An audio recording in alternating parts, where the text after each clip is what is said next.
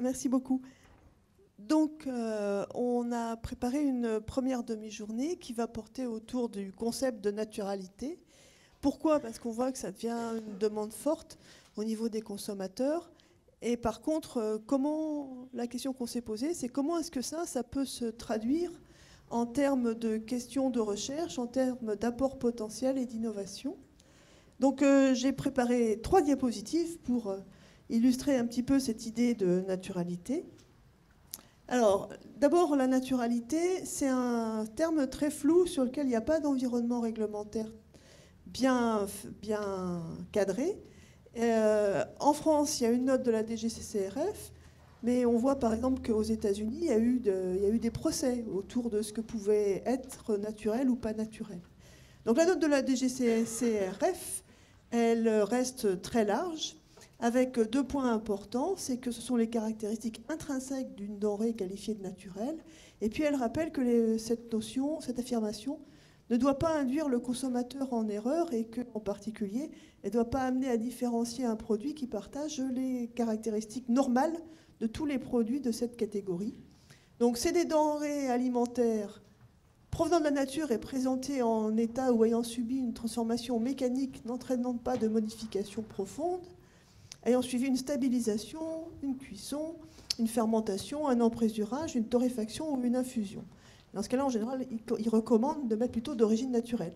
N'empêche qu'on a derrière des produits naturels un nombre considérable de procédés et qui peuvent potentiellement affecter grandement la nature même du produit. Alors quand on pose la question dans l'autre sens, non pas aux législateurs mais aux consommateurs, qu'est-ce qu'ils demandent? Il y a des aspects qui relèvent de la production, donc en particulier avec l'agriculture biologique, le local, les produits sans OGM. Il y a, donc ça, voilà, et il y a des choses qui vont plus relever de ce qui est traité dans Qualiment, en ce qui concerne la transformation, les ingrédients, et en particulier, on retrouve toute une grande galaxie de sans, alors sans additifs, sans conservateurs, sans ingrédients artificiels, sans arômes artificiels, etc., sans chimie, sans résidus, sans hormones, sans pesticides, donc là, ce qui fait un lien quand même beaucoup avec la production.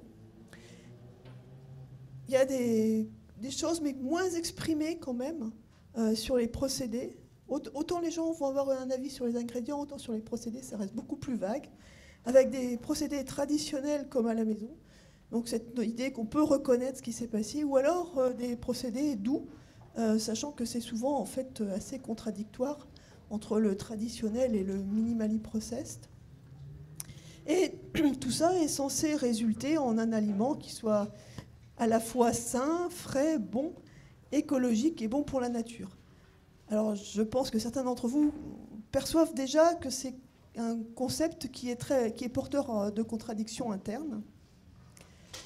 Et comment est-ce que ça, c'est quelque chose qui peut être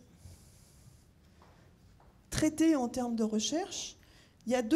Pour moi, il y a 2 aspects importants et qu'on va essayer de vous illustrer au cours de cette matinée. Il y a des aspects qui concernent l'équilibre procédé et formulation, donc les aspects plutôt vraiment techniques ou technologiques. Et il y a des aspects qui vont plutôt relever de l'éthique et de la déontologie. Donc sur les aspects équilibre procédé et formulation, il y a tout ce qui va être la reformulation, et notamment des choses qu'on a déjà fait beaucoup dans Qualiment autour de la diminution du gras, du sel, du sucre.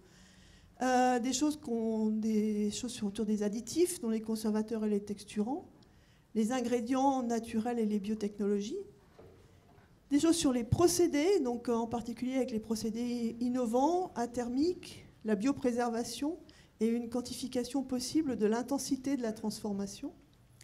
Et puis en termes d'éthique, on voit bien que tous ces changements dans nos modes de préparation ou de transformation des aliments, il ne faut pas non plus qu'ils viennent obérer l'équilibre bénéfice-risque et la toxicologie, ou voire la sécurité sanitaire au niveau du consommateur. Il faut que ça rentre d'une façon conforme aux allégations et à la réglementation. Et puis, il y a cette perception par le consommateur, jusqu'à quel point le consommateur percevra que ces produits sont toujours naturels. Donc ça va vous être illustré par 6 présentations. Donc 2 autour de la perception par le consommateur, de la naturalité et des niveaux de transformation. 2 autour des propositions de nouveaux procédés. Et 2 autour de la reformulation. Et donc je vais laisser la parole